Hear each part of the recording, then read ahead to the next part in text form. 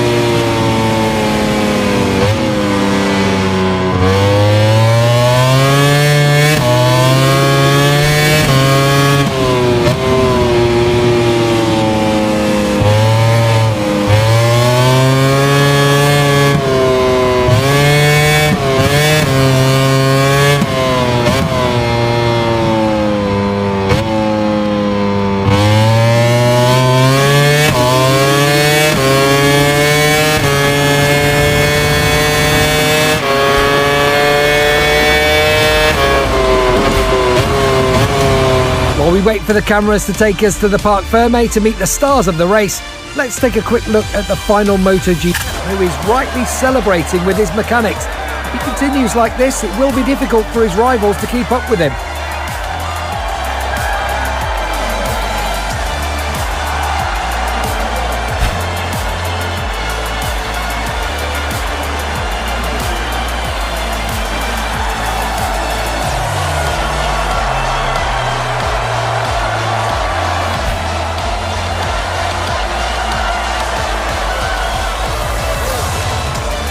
Box office headliner was Thriller Miller today, and thankfully there's a happy ending to today's story for Jack.